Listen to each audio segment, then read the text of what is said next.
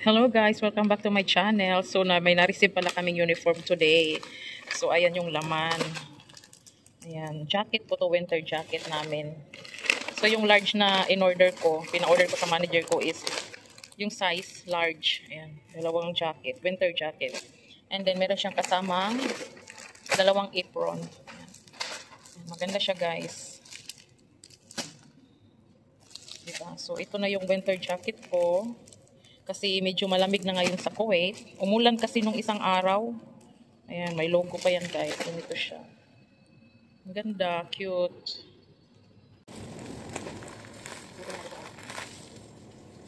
Ganda pala siya. Ganda. Photo mo. Hindi ko masuutan.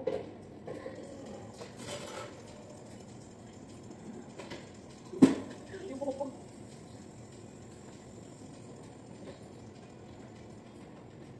Ganda niya. Pwede mo sabitan. Sakto lang sa akin yung large, no? Sakto lang sa akin yung large. Ganda.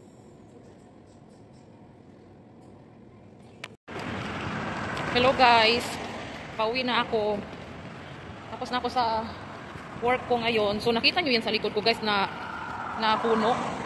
Ano yan siya? Kalachuchi. Yung ginagamit sa Flores de Mayo. So ayan nga mga daydong. Suot ko na yung sombrero ko na bago. Ayan siya. Baseball cap. So nasa gilid yung ano namin, logo. So sinuot ko na siya, pati yung jacket ko. Kasi malamig at hindi ako nakapagbaon ng jacket. So timing na dumating to. Sinuot ko na lang. Sabi ng kasama ko, suotin ko na lang kasi wala nga akong dalang jacket. Baka lamigin daw ako. So itong dinadaanan ko na bahay guys. Bahay to ng Prinsipe. So times check. It's 12:05 midnight. So, panggabi po kasi yung duty ko. Night shift ako lagi.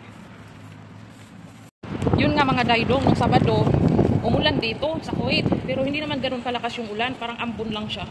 Tapos ngayon, bigla na lang lumamig. Ano na ngayon, 12 midnight. 12 midnight na, kaka-out ko lang tapos pauwi. Naglalakad lang ako pag pauwi ako. So, susunduin ko yung anak ko kaso nakalimutan ko magdala ng jacket niya. Kasi kaninang hapon, pag alis namin sa bahay, hindi pa ganun kalamig. Mainit nga kanina eh. Kaya didiretso muna ako sa bahay. Ihatid ko muna itong bag ko. Tsaka itong mga dala ko. Dami kong dala.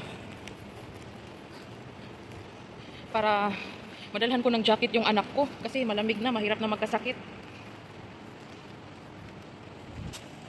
So ayan guys. Dito ako nadaan minsan. Pag hindi ako dumiretso dun sa bahay ng nag-aalaga ng anak ko. So bilisan ko muna maglakad. At may hatid ko muna itong mga gamit ko. At sunduin ko na yung anak ko. Sige mga daydong, bye-bye.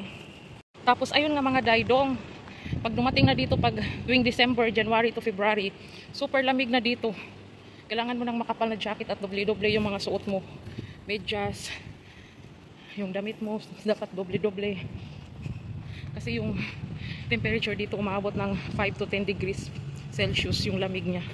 So ganun kalamig dito pag nagwi-winter sa Middle East. Merong nagkwento sa akin, yung kaibigan ko na nasa Dubai.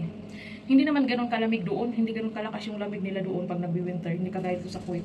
Super lamig talaga siya. Kaya pag nagwi-winter dito, doble-doble yung suot ko. Pati medyas ko.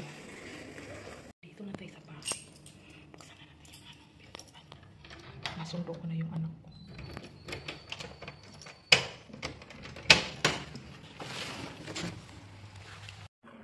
Hindi kami ng Tommy. Yummy. Meron mga ganito sa Pinas, no? Mga dodong day. So, meron din siya dito. Bumili kami pang snacks. Gutom na. Magluto kami ng noodle. Magluto kami ng mga noodles, mga dodong day. Ay, mga day. Snacks muna tayo ng chichirya. Magluto ako ng noodles. Kasi para masarap kumain ng noodles kasi malamig na ngayon. Winter na sa Kuwait. And then maya-maya, magluluto yung asawa ko ng puting adobo daw. Chicken na puting adobo. So ayan, mag-ano na kayo ng hot water.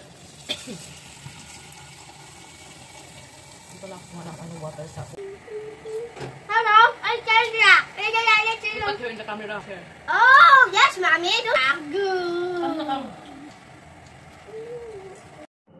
Sarap ng tulog ng mga pusa, guys, oh.